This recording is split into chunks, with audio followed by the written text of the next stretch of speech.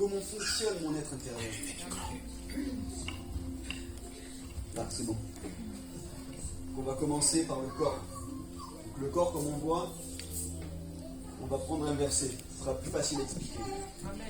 Dans 1 Corinthiens 6, verset 19, il est dit, ne le savez-vous pas, votre corps est le temple du Saint-Esprit, qui est en vous, et que vous avez reçu de Dieu. Vous ne vous appartenez pas à vous-même. Dans ce verset, il nous montre que notre corps, en réalité, n'est qu'un contenant, n'est qu'un vase qui a en lui soit l'Esprit du Seigneur, si j'ai accepté le Seigneur Jésus-Christ comme Seigneur et Sauveur, soit son esprit, enfin soit ça. Voilà, bref. Donc pour vous dire, en fait, si vous voulez, le corps, ce qui est attaché au corps, c'est la vue, c'est l'ouïe, c'est l'odorat, c'est le toucher, c'est le goût. Si vous voulez, c'est les 5 sens humains, c'est les 5 premiers sens par lesquels le péché va se présenter. Il va se présenter par ma vue, par mon ouïe, par mon odorat, par mon toucher, par mon goût. Non, je vais discuter de l'âme. Dans le psaume 42, il est dit, comme une biche soupire après des cours d'eau, ainsi mon âme soupire après toi. Ô Dieu, mon âme a soif de Dieu, du Dieu vivant. Quand donc pourrais-je me présenter devant Dieu? Là, il nous dit dans ce psaume-là, il dit, comme une biche soupire après les cours d'eau, mon âme soupire après toi. Amen. Il est dit aussi, mon âme a soif de toi. Il nous montre que notre âme a un ardent désir de connaître Dieu. Amen. Si vous voulez, dans cette âme réside la volonté, comme il est dit ici. On va continuer avec la suite du psaume. Mes larmes sont ma nourriture, jour et nuit, car on me dit sans cesse, où est ton Dieu? Je me rappelle avec émotion l'époque où je marchais entouré de la foule, où j'avançais à sa tête vers la maison de Dieu, au milieu des cris de joie et de reconnaissance d'une multitude en fête. Pourquoi être abattu, mon âme, et gémir en moi? Espère en Dieu, car je louerai encore. Il est mon salut et mon Dieu. Mon âme est abattue en moi. Aussi, c'est à toi que je pense depuis le pays du Jourdain, depuis l'Hermon, depuis le mont Mitséar. L'abîme appelle un autre abîme au fracas de tes cascades. Toutes tes vagues et toutes tes flots passent sur nous. Le jour, l'Éternel m'accordait sa grâce. La nuit, je chantais ses louanges. J'adressais ma prière au Dieu de ma vie. Je dis à Dieu mon rocher. Pourquoi m'as-tu oublié? Pourquoi dois-je marcher dans la tristesse, sous l'oppression de l'ennemi? Mes os se brisent, quand mes persécuteurs m'insultent et me disent sans cesse, où est ton Dieu? Pourquoi être abattu mon âme, et pourquoi gémir en moi? Espère en Dieu, car je louerai encore. Il est mon salut et mon Dieu. Plusieurs fois, il nous est dit, mon âme est abattue en moi. Il dit au moins 2 ou 3 fois. Quand il dit mon âme est abattue en moi, il essaie de nous expliquer quelque chose. Il nous dit que notre âme est celle qui ressent. Elle est celle qui capte les émotions à cause des sens de mon corps. Parce que là, quand on regarde ce psaume, il dit « J'avançais à sa tête vers la maison de Dieu au milieu des cris de joie et de reconnaissance d'une multitude en fête. » Mais là, aujourd'hui, ce qu'il voit, il ne voit plus cette multitude en fête. Il ne voit plus ces cris de joie. Donc son âme, si vous voulez, avant, elle se réjouissait. Mais à cause de ce qu'il voit aujourd'hui, il est abattu. Son âme est abattue. Il nous montre vraiment que l'émotion réside dans l'âme. Et si vous voulez, comme on peut le voir avec ce témoignage de ce psaume, l'âme, c'est une éponge. Elle va assimiler toutes sortes de faits qui vont se réaliser dans nos vies. L'âme, c'est celle en fait qui nous construit. C'est celle qui me construit. C'est le moi. C'est le je. C'est le je suis. C'est le qui je suis. Si vous voulez, quand on voit, il dit, il se réjouit quand tout le monde se réjouit, il est abattu quand il n'y a plus personne. Ça montre quoi? Ça montre simplement que son âme n'était attachée qu'à sa vue. Et s'il n'est attaché qu'à sa vue, malheureusement, il se réjouira quand tout le monde se réjouira et il sera abattu quand il n'y aura plus personne. L'âme, en fait, si vous voulez, comment elle peut avoir ce sens d'abattement et ce sens de joie quand il y a tout le monde? C'est par l'intelligence qui habite en elle. Si elle n'avait pas l'intelligence dans son âme, comment pourrait-elle être abattue ou comment pourrait-elle être en joie face aux circonstances de la vie? C'est l'intelligence qui emmène le ressenti par le biais de l'âme. Maintenant, on va définir l'esprit. Dans 1 Corinthiens 2, verset 11. En effet, qui parmi les hommes connaît les pensées de l'homme, si ce n'est l'esprit de l'homme qui est en lui? Du même, personne ne peut connaître les pensées de Dieu, si ce n'est l'Esprit de Dieu. Jean 4, verset 24. Dieu est l'Esprit. Il faut que ceux qui l'adorent en esprit et en vérité. Dans ces deux versets, il nous montre quelque chose sur l'Esprit. Il nous montre que l'Esprit, dans le Corinthiens 2, il dit que l'Esprit de l'homme, qui connaît mieux les pensées de l'homme que l'Esprit de l'homme. C'est-à-dire que l'Esprit de l'homme a la capacité de communier en réalité avec l'âme et le corps pour connaître ses pensées même les plus intimes. Et c'est pour ça qu'il nous dit que qui donc que l'Esprit de Dieu connaît mieux les pensées de Dieu, si ce n'est l'Esprit. En fait, si vous voulez, l'Esprit, c'est celui qui communie avec notre être ou avec Dieu. Il a cette capacité de communier et de communiquer l'un envers l'autre. En fait, c'est comme, on va dire, c'est comme le Wi-Fi. Sans le Wi-Fi, je ne capte rien, je ne suis pas apte à avoir la connaissance. Mais l'Esprit, c'est la même chose. Grâce au Wi-Fi, grâce à l'Esprit, je peux avoir la connaissance des choses de Dieu. Ou, on va le voir ensuite. Quand on regarde à Adam et Ève, ce qui s'est passé, c'est qu'avant, leur esprit était en communion parfaite avec Dieu. Ils étaient dans une communion parfaite. Dieu, en fait, ils connaissaient la pensée de Dieu. Mais le jour où ils ont mangé le fruit de la connaissance du bien et du mal, malheureusement, la communion et la communication avec Dieu a été rompue. Mais l'âme, elle, n'a pas perdu ses attributs. Vous suivez?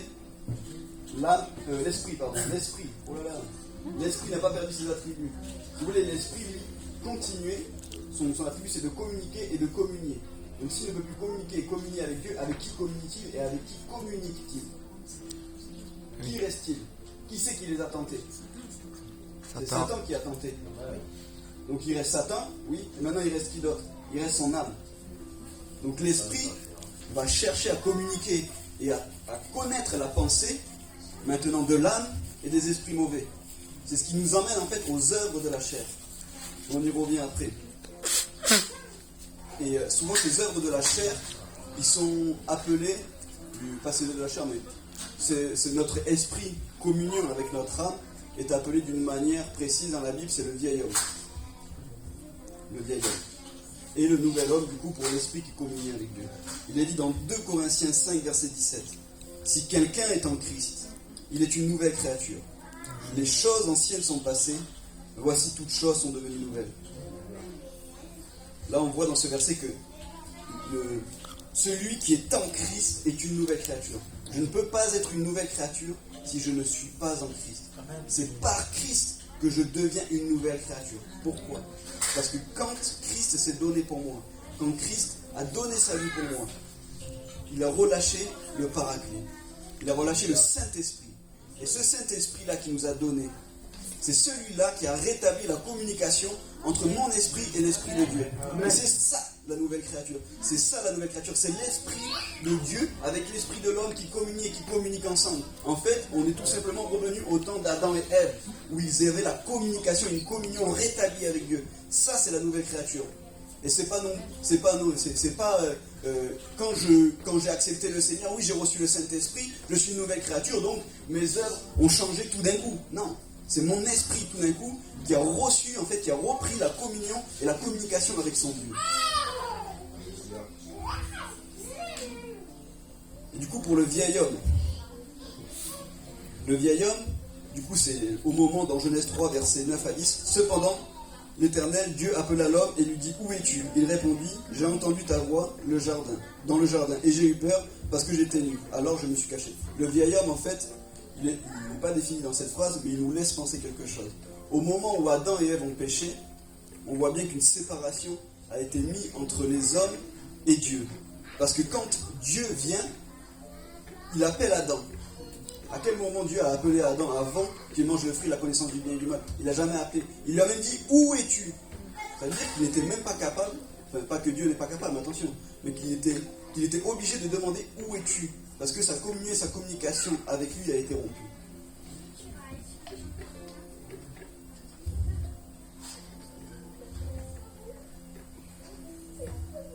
Donc en réalité, le vieil homme, c'est l'alliance entre mon esprit et mon âme. Si vous voulez, mon esprit, lui, qui a cherché à communier avec quelque chose, a trouvé l'âme. Et du coup, on sait que l'esprit entendait les pensées de Dieu. avant le péché. Donc il avait une connaissance parfaite de qui il était. Or, l'esprit, quand la communion et la communication avec Dieu a été rompue, il a cherché maintenant les pensées de l'âme. Et en fait, au lieu que ce soit l'esprit qui dirige, maintenant c'est l'âme. C'est comme si l'âme est devenue l'esprit, est devenue au-dessus de l'esprit. Et en fait, l'esprit a fait office d'âme pour le corps. Alors que la réalité, c'est pas ça. C'est que l'esprit a la pleine connaissance et l'âme doit agir. En fait, si vous voulez, il doit faire un passage entre l'esprit et le corps. L'âme n'est qu'un tremplin. Et comme on peut le voir avec Jésus, le Père et le Saint-Esprit, c'est que le Père a la connaissance. Il habite une lumière inatteignable, comme il nous a dit. Jésus, il a été emmené sur terre pour nous, afin de nous faire connaître Dieu. Il a été la révélation du mystère qui était caché aux hommes depuis leur séparation. Mais au jour, du coup, Jésus s'est donné, a vécu parfaitement et a laissé sur la croix, s'est sacrifié sur la croix pour nous, il nous a laissé le Saint-Esprit. Et c'est ce Saint-Esprit-là qui témoigne à notre esprit. Ce qui veut dire que Dieu le Père, lui qui a toute la connaissance, et Jésus a pris la connaissance de Dieu le Père et l'a emmené par son Saint-Esprit à le connaître à notre esprit. Ce qui fait en réalité que Dieu le Père, si on veut l'assimiler à nous, Dieu le Père est l'Esprit. Le Fils est l'âme, parce qu'il est celui qui fait le passage, si vous voulez, qui fait le passage entre la connaissance de Dieu et le passe, si vous voulez, au corps.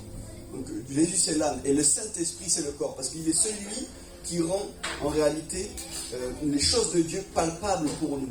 Parce que les choses de Dieu sont complètement folles pour nous. Et c'est pour ça qu'il dit que la sagesse de Dieu est folle pour les hommes. Parce que c'est une chose qui n'est pas compréhensible. Et c'est pour ça qu'il nous a donné son Saint-Esprit, afin de nous faire connaître les mystères, et afin de nous rendre palpables, si vous voulez, les mystères de Dieu, par son Esprit.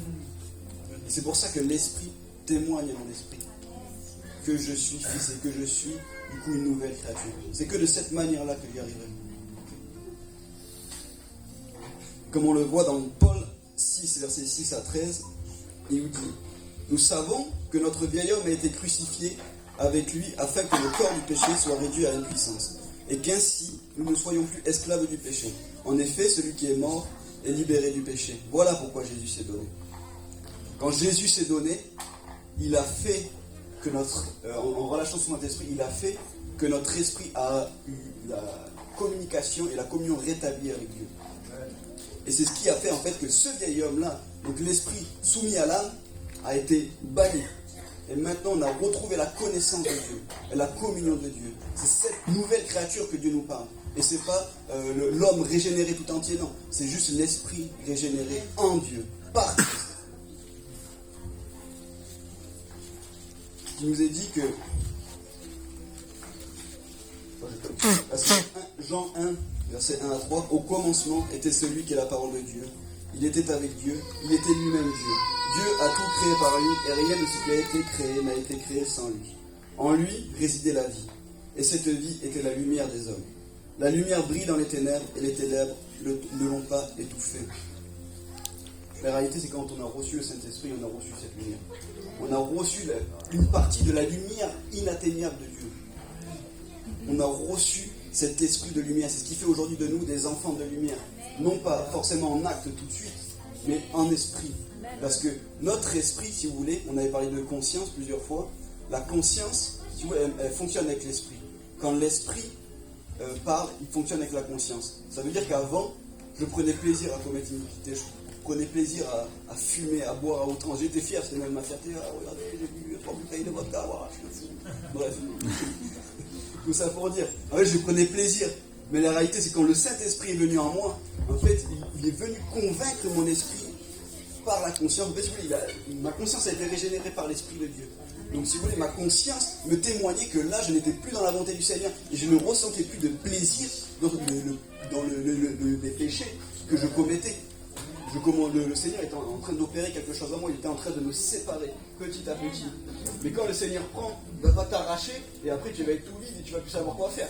Non, il y va petit à petit, pas à pas. C'est pour ça qu'il commence par témoigner notre conscience.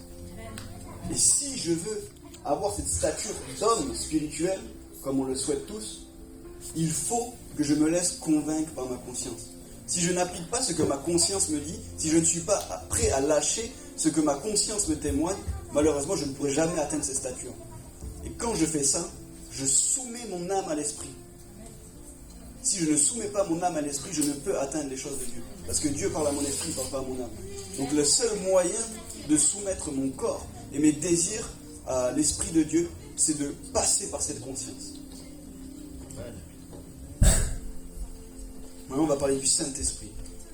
Dit dans Ésaïe 11, verset 2, il est dit « Et l'Esprit de l'Éternel reposera sur lui. L'Esprit de sagesse et d'intelligence, l'Esprit de conseil et de force, l'Esprit de connaissance et de crainte de l'Éternel. » Il nous montre 6 caractéristiques de l'Esprit de l'Éternel. Vous êtes d'accord avec moi? L'Esprit de l'Éternel, c'est l'Esprit qui réside en Jésus, c'est le Saint-Esprit. Donc, quand il nous montre ces 6 choses, l'esprit de sagesse et d'intelligence, l'esprit de conseil et de force, l'esprit de connaissance et de crainte de l'Éternel, ces choses-là, nous les avons reçues et maintenant, aujourd'hui, elles sont en nous. Ça veut dire que j'ai accès à une pleine connaissance, j'ai accès à une pleine intelligence, j'ai accès à un plein conseil, à une pleine force, à une pleine sagesse, à une pleine crainte de l'Éternel. Mais ça ne passera que si je suis prêt à me soumettre à ce que ma conscience me dit. Et si vous voulez, quand le péché va venir se présenter, par le biais de mon corps, par exemple, je sais pas, je vois un mec qui fume, ah j'ai envie de fumer, tu vois, mes yeux l'ont vu. En fait, ça va essayer d'atteindre mon âme. Mais si je suis prêt à laisser, en réalité, mon âme se soumettre à l'esprit, l'esprit va se mettre devant. Et le péché, ce que je vois par mes yeux, va être filtré par ces 6 caractéristiques. Il va être filtré du coup par l'esprit de sagesse, il va me montrer si ce que je vais faire, est-ce que ça va emmener, ça va faire croître la sagesse en moi. Premier filtre, non. Deuxième filtre, est-ce que l'intelligence, il dit que celui qui est lent à parler est un homme intelligent. Donc, est-ce que celui qui fume, comment dire, va être un homme intelligent, va pouvoir faire croître son intelligence? Non. Deuxièmement, il dit l'esprit de conseil et de force. Est-ce que fumer, ça va m'emmener à pouvoir conseiller les autres? Est-ce que je pourrais être un bon témoignage? Est-ce que je pourrais être, du coup, un bon conseiller? Si je dis, mais que je n'applique pas, comment je pourrais vous conseiller? Je ne peux pas. Est-ce que ce sera témoigner de la force que Christ m'a donnée? Christ m'a donné une force, le Saint-Esprit. Est-ce que fumer, ça va m'emmener à faire croître la force du Saint-Esprit en moi? Non. Est-ce que ça va m'emmener à la connaissance de qui il est? Est-ce que fumer, ça va me rapprocher de Dieu pour connaître qui il est? Non. Est-ce que fumer, ça va m'emmener à craindre l'Éternel? Non plus. Ça va juste m'emmener à dégrader mon corps. Et il dit, vous êtes le temple du Saint-Esprit. Et si je crains Dieu, je ne fume pas et je fais attention à mon corps. Après, attention, quand je dis ça, c'est sans jugement, c'est juste qu'il faut soumettre son âme à son esprit. Mais c'est une chose qui est très difficile, qu'il faut une grande volonté, il faut être prêt simplement à s'abandonner totalement. Et c'est une chose très difficile. Et souvent, il y a des liens qui nous retiennent. Il y a des liens qui nous retiennent, et ces liens, il faut qu'ils soient brisés. Parce que sinon, ces liens nous retiendront toujours. Je vais essayer par mes propres forces, si vous voulez, il y en aura un derrière qui va tirer comme ça. Viens là, tu ne pourras pas. Quand tu vas avancer, il va te tirer, tu vas avancer, il va te tirer, tu vas avancer, il va te tirer. Mais sache que quand tu avances et qu'il te tire, la corde se fragilise. Elle se fragilise, elle se fragilise, elle se fragilise. Donc demain, à force de faire, la corde, elle va se rompre. C'est juste une attitude. Il faut avancer, ne pas se condamner. Mais c'est juste que la corde est en train de se rompre. C'est juste un combat sans merci. Mais au bout d'un moment, le grand vainqueur, ce sera vous. Ce sera nous. Amen.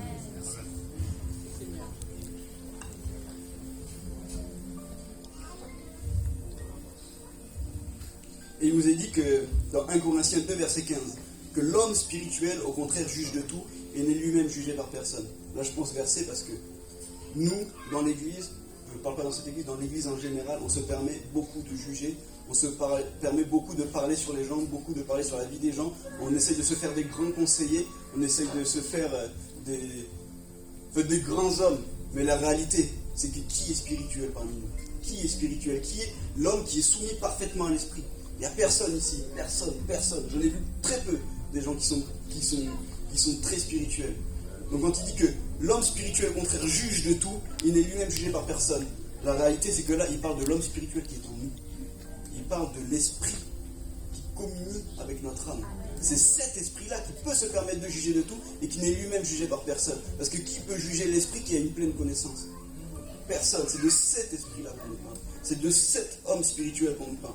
Maintenant, plus je m'approche de Dieu, plus je fais des efforts, plus je fais ceci, plus je fais cela, plus je serai apte à emmener, à conseiller, à édifier. Oui, mais je ne peux pas me permettre de juger, car seul Dieu peut juger la vie d'un homme. Dans Ésaïe 11, verset 3, il dit « Et son plaisir sera la crainte de l'Éternel. Et il ne jugera pas d'après la vue de ses yeux, et ne répandra pas selon l'ouïe de ses oreilles. » Là, cette prophétie-là, elle était pour Jésus. Si on lit, si quelqu'un veut lire, Ésaïe 11, il dit verset 1, 2, 3. En fait, là, il est en train de parler, il dit, je crois que c'est, je ne me rappelle plus exactement le verset, mais en gros, il dit que le rejeton d'Israël, en gros, et là, il dit du coup, et son plaisir sera la crainte de l'Éternel, et il ne jugera pas d'après la vue de ses yeux, et ne répandra pas selon l'ouïe de ses oreilles. En fait, là, il nous montre simplement que celui qui juge par ce qu'il voit et par ce qu'il entend. Donc si moi, admettons, je vois une personne fumer et que j'entends, sinon qu'il a dit des mauvaises choses sur sa vie, qui suis-je pour le juger? Il dit que même, il ne jugera pas d'après la vue de ses yeux et ne répondra pas selon l'ouïe de ses oreilles. Parce que c'est ça, témoigner de la crainte de l'Éternel. Je ne dois pas me permettre de parler sur quelqu'un parce que j'ai vu ce qu'il a fait ou parce que j'ai entendu ce qu'il a fait. Non, je dois seulement demander au Seigneur, en fait, de nous accompagner simplement dans notre marche. En fait, on doit se sonder nous-mêmes et s'entraider nous-mêmes premièrement avant d'entraider les autres. Il dit, essaye pas de sortir la paille qu'il y a dans l'œil de ton frère, mais sors plutôt la poutre qu'il y a dans la tienne. C'est simple. C'est plutôt que de juger pour une petite paille. Regarde ce que tu as dans ton cœur, regarde ta conscience, tes témoignages. Tu n'es même pas capable d'arracher ce que tu as dans ton cœur, ce que tu as dans ta conscience. Tu n'es même pas prêt à faire ce sacrifice. Comment tu vas aller dire à l'autre, fais ce sacrifice? C'est pas possible. C'est pour ça, arrêtons de nous faire juger de tout. On n'est juge de rien. On juge de rien, seul Dieu juge. Seul Dieu connaît les cœurs. Et quand Dieu nous voit, il dit qu'il parle à notre esprit. Quand Dieu nous voit, en réalité, ce qu'il voit, c'est notre esprit régénéré. Quand il nous voit, c'est notre esprit uni à Christ. C'est notre esprit allié au Saint-Esprit. Ça veut dire que mon péché, avant, avait un impact, entre guillemets, sur ma personne, sur mon esprit. Aujourd'hui, mon esprit a été régénéré et s'est séparé de mon âme. Donc, comment voulez-vous que mon péché souille mon esprit alors qu'il a été en Christ?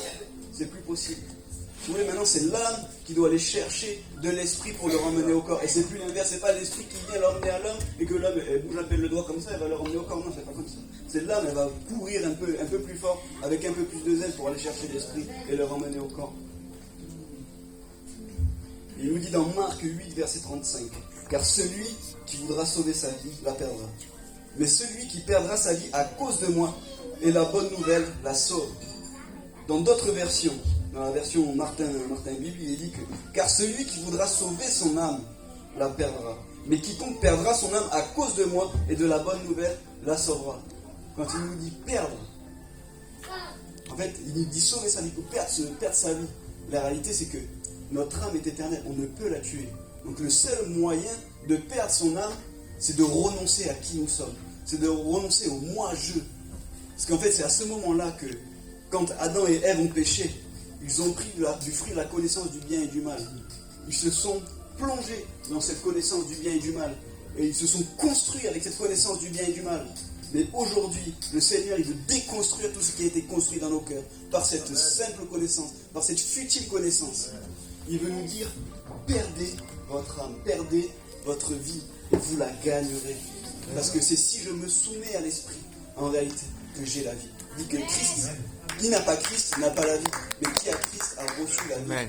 Donc Christ est la vie. Si Christ est la vie, il faut que je renonce à moi-même. Et pour gagner la vie de Christ, il faut que je renonce au moi-je. Parce que quand Christ va nous demander, il va nous dire, abandonne ça pour moi. Je vous fais ça comme si c'était un gros tyran, mais il ne fait pas comme ça, mais pour imaginer. Abandonne ça pour moi. Eh oui, mais moi, demain, je dois faire ça, il faut que je mange, sinon je vais tomber par terre. Ah bon, d'accord. Donc là, on a mis quoi? J'ai mis du moi-je. J'ai mis du moi-je et j'ai négligé le Seigneur. Donc si, à chaque fois je mets du moi-je, ou que je mets des mais si, mais non, mais cela, mais ceci, en réalité, c'est que j'arrête le plan de Dieu pour ma vie et je ne peux pas le laisser régner dans mon cœur. Et c'est ça qu'aujourd'hui je voulais témoigner. Amen. Et donc le message s'arrête ici. Et j'espère vraiment qu'il vous aura parlé. Parce que ça m'a vraiment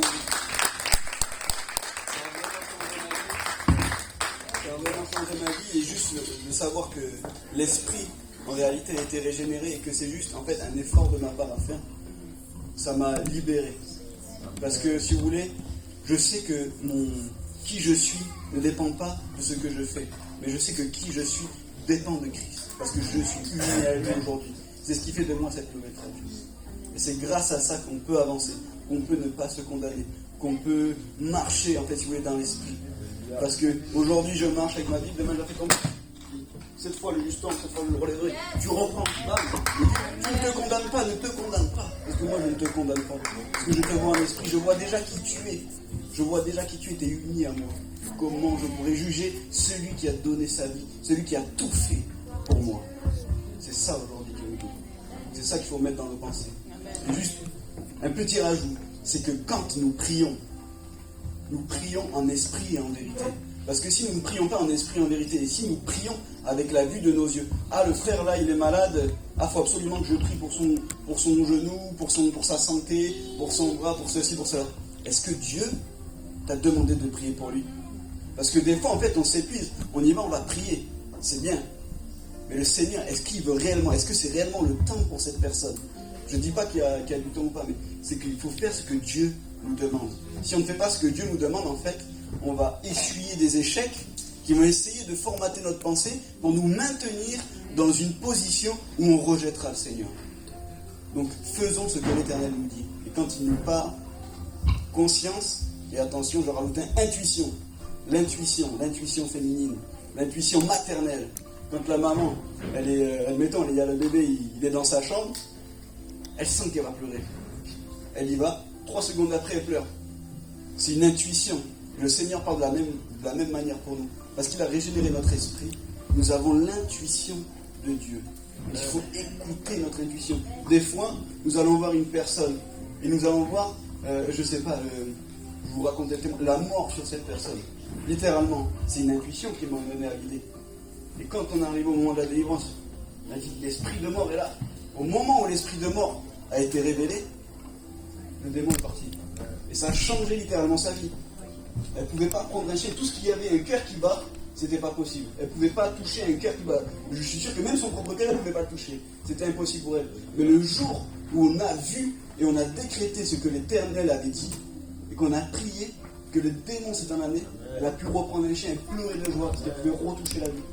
Elle pouvait voir en fait simplement l'action de Dieu. Mais ça s'est passé par une écoute et une mise en pratique de l'intuition que le Seigneur nous avait donnée. C'est vraiment ça qu'il faut être. Le Seigneur parle par des intuitions. Ne négligez pas votre intuition, ne négligez pas votre conscience. Parce qu'elle est le premier témoignage de l'Esprit. Amen.